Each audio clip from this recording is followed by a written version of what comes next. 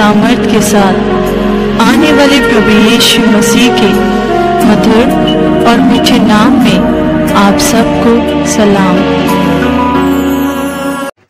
ये प्रभु आमंकर प्रार्थना शुणती एवं प्रार्थना प्रत्युत्तर आम से प्रेम करते जेहेतु आम प्रभु प्रार्थना श्रवणकारी ईश्वर बाइबल प्रकाश करे जे सदाप्रभु परमेश्वर आपा पुत्र जगत पठेले ता कौन सी धर्म प्रचार नुहे ता हूँ एक मन भितर समस्त अपवित्र अशुद्ध विषय को परिवर्तन करिवार ताहा कार्य तेणु डावर रे आसिले धर्म परिवर्तन हुए आपणकर समस्या आपण रोग आपण दुख आपण कष्ट सब जाए जिते सदाप्रभु परमेश्वर का हमें विश्वास करो आउ से कार्य करते जने व्यक्ति थे जे कि प्रभु का दास थे नाम था जुनोस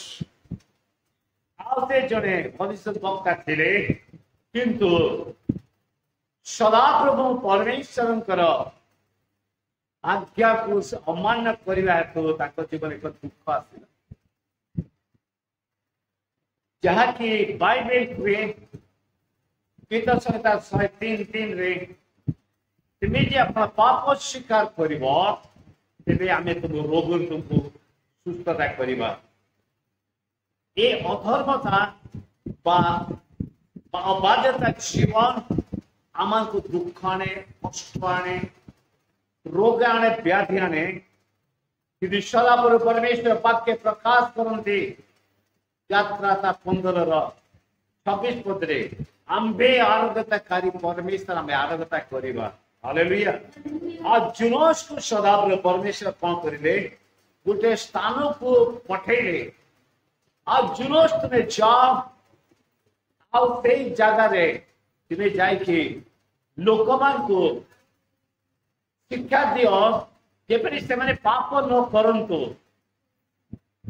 आ से थिला एक निनिवे नगर जाकि से निनिवे को जीवा पई सदाप्रभु परमेश्वर जुनोस को कहउछंती जुनोस परमेश्वर पाखरे हाँ कहउछंती कि परवर्ती से कौन करछंती अबाध्य है से गोटे जहाज रे तर्शीश को जाउछंती से जगह परमेश्वर सम्मुख अनेक समय हाँ कही था परवर्ती मैंने हृदय आम दुख दे था किंतु यही जगह जुनोस कौन करिले जो यात्रा से करिले तर्शीश को आउ से यात्रा करुवा समय एक भयंकर दुख आसला जिते आम पापर जीवन काटो जब विभिन्न प्रकार समस्या मध्य यात्रा करो आम जीवन में आसले दुख समस्या रोग व्याधि एवं से कौन करता दुख पाई था कष्ट पाई था काली गत काली जो भाई आसी दीर्घ वर्ष तले ये जगह आसी कैंसर रोग पीड़ित थे किंतु प्रभु आश्चर्य सुस्थता करें परवर्ती से कौन करें निशा निशा रे परिपूर्णता जीवन काटिले जीवन एक दुख आसी जाए संपूर्ण देह अचल हो पड़ी जदि से विश्वास करेंगे सदाप्रभु डाकिबे प्रभु डाकिबे कथा शुणवे आज जुनो जाऊा समय एपरी झड़ा आसला समुद्र पर से जहाज टलम हवा लगे अनेक समय आम विपद पथरे जाओ आम जीवन दुख आसे आम रास्तार मुरुम पड़ी जो मैंने चालिक आसुच्च जो मैंने बाइक आसुच्च से कदापि स्पीड आसी पारे कारण से गाड़ी सब स्लीप हम पाप खसब से भाव पापमय जीवन हमको कौन करे पाप पकई दिए जुनोस आज से जहाज टलमण हवा समय लोके जहाज थे अनेक कहले जे आम भितर किए जन एमतिया कर कि घटना हो नाविक कहते जी जार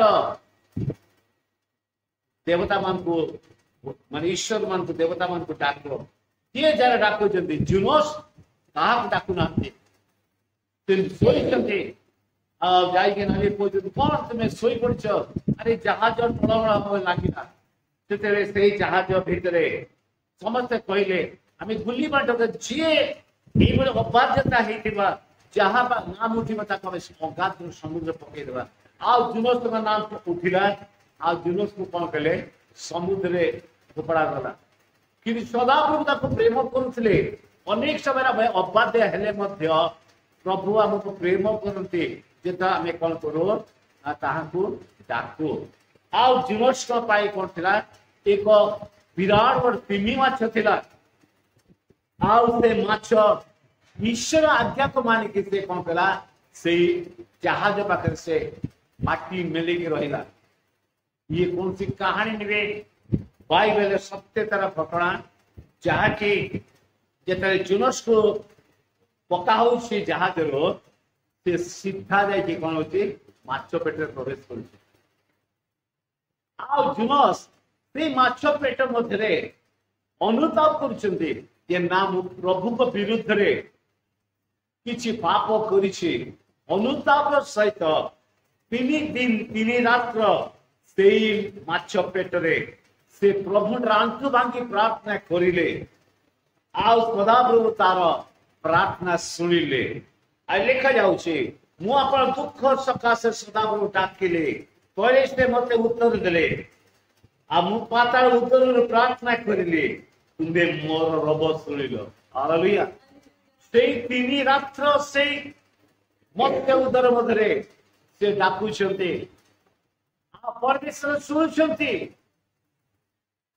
ଜୁନସ ମରି ନାହାନ୍ତି, କିନ୍ତୁ ପ୍ରଭୁ ପୁନର୍ବାର ତାକୁ କଣ କଲେ?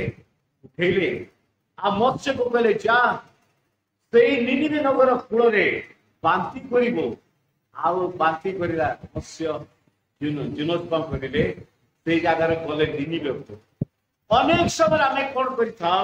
ଅବାଧ୍ୟତା ହେଇଥାଉ। ଯଦି ହୃଦୟ ଖୋଲିକି ଅନ୍ତର ସହିତ ଆମେ ପ୍ରଭୁ ଡାକିବା, ଡାକିଲେ ଧର୍ମ ପରିବର୍ତ୍ତନ ହଉନି। ପ୍ରିୟ ଭାଇ ଭଉଣୀ ମାନେ, ଅନେକ କୁହନ୍ତି ଧର୍ମ ପରିବର୍ତ୍ତନ ନୁହେଁ। କିଏ କୁହେ ମୁଁ ଭାବେ ସେ ପୁରା ମୂର୍ଖ, ସେ ଜାଣିନି। ଆପଣ ମାନେ ମୁସଲମାନ ପାଖକୁ ଯାଉଛନ୍ତି, ମୁସଲମାନ କହୁଛ ଆଲ୍ଲାହ ଡାକିଲେ ମୁସଲମାନ ହଉଛନ୍ତି। ପ୍ରିୟ ଭାଇ ଭଉଣୀ ମାନେ, ଏହି ପରିବର୍ତ୍ତନ ହେବେନି। ନିଜର ଜୀବନ, ରୋଗ, ସମସ୍ୟା ସମସ୍ତ ପରିବର୍ତ୍ତନ କେବଳ ସଦାବେଳେ ପରମେଶ୍ୱର, ଯେହେତୁ ସେ ପଥର କାଷ୍ଠ ନନ୍ତି ଈଶ୍ୱର ଅଟନ୍ତି। ସେ ଈଶ୍ୱର ଆଉ ଜୁନସକୁ କଣ କରିଲେ? ଉଦ୍ଧାର କରିଲେ। ଆଜି ଆପଣଙ୍କ ଜୀବନରେ ଯାହା ବି ସମସ୍ୟା ଥାଉ, ଯାହା ବି ରୋଗ କଷ୍ଟ ଥାଉ, ପ୍ରଥମ ପ୍ରଭୁ ଆମ ହୃଦୟକୁ ଦେଖନ୍ତି, ବିଶ୍ୱାସ ଦେଖନ୍ତି। ପ୍ରିୟ ଭାଇ ଭଉଣୀ ମାନେ, ଯେହେତୁ ଏ ହୃଦୟ ମଧ୍ୟରେ ଆମେ 2 ପ୍ରକାର ଜୀବନ ରଖିବା, ଭଲ ବି ଖରାପ ବି, ପାପ ବି ଆଉ ପବିତ୍ରତା ବିଷୟ ବି। ପାପ ଯେବେ ପରିଷ୍କାର କରିବା, ତେବେ ଆମ ଜୀବନ ମଧ୍ୟରେ କଣ ହବ? ଆତ୍ମା କଣ କରିବ? ବାସ କରିବ। ହାଲେଲୁୟା। ଆତ୍ମା ମାନଙ୍କ ବାସ କରିବ। ଆଉ ଆତ୍ମା ହିଁ ଆମକୁ ଛୁଇଁବ, ଆତ୍ମା ରକ୍ଷା କରିବ, ଆତ୍ମା ହିଁ ଆମକୁ କଣ କରିବ? ଧରି ରଖିବ। ଯେହେତୁ ସଦାବେଳେ ପରମେଶ୍ୱର ହସ୍ତ ବଢେଇଛନ୍ତି ଆମକୁ ରକ୍ଷା କରିବା ପାଇଁ। ଯେ ଭାଇ ଭଉଣୀ ମାନେ ବିଶ୍ୱାସ କରିବେ, ପ୍ରଭୁ ଆପଣ ଜୀବନ ଆନନ୍ଦ ଓ ଶାନ୍ତି ଦେବେ। ଯେଭଳି ଭାବରେ ଆମଙ୍କର ଶିବାବେ ଅରବିନ୍ଦ ଭାଇ, ତା ପରିବାର କେତେ ଦୁଃଖ, କେତେ କଷ୍ଟ, କେତେ ସମସ୍ୟା ସବୁ ପ୍ରକାର ହେଲା, କିନ୍ତୁ ପରମେଶ୍ୱରଙ୍କୁ ବିଶ୍ୱାସ କରିବେ, ଆଜି ତାଙ୍କ ଜୀବନରେ ପ୍ରଭୁ କାର୍ଯ୍ୟ କରିବେ। ଆମେ ପ୍ରଭୁରେ ବିଶ୍ୱାସ କରିବା ଏବଂ ଯୋଉ ପାଣି ତେଲ ଆପଣ ରୁମାଲ ସବୁ ବ୍ୟବହାର କରିବେ, ବିଶ୍ୱାସ ସହ ବ୍ୟବହାର କରିବେ। ସେଥିରେ କଣ ହବ? ଆପଣ ପ୍ରଭୁ କାର୍ଯ୍ୟ କରିବେ। ଆପଣ ରୋଗ କଷ୍ଟ ସମସ୍ୟା ପୀଡ଼ା ସବୁ କିଛି ପ୍ରଭୁ ଆପଣ ନେଇଯିବେ। ଶାନ୍ତିଦାତାର ଶାନ୍ତି ଦେବେ, ଶାନ୍ତିଦାତା ଆପଣ ଜୀବନରେ ସମସ୍ତ ବିଷୟ ଭରିଦେବେ। ଯିଏ ତାଙ୍କ ରୋଗ ଶୁଣେ, ପ୍ରଭୁ ତାଙ୍କ ପୃଥିବୀରେ ଆଶୀର୍ବାଦ କରନ୍ତି। ଯିଏ ତାଙ୍କ ରୋଗ ଶୁଣେ, ପ୍ରଭୁ ତାକୁ ପ୍ରେମ କରନ୍ତି।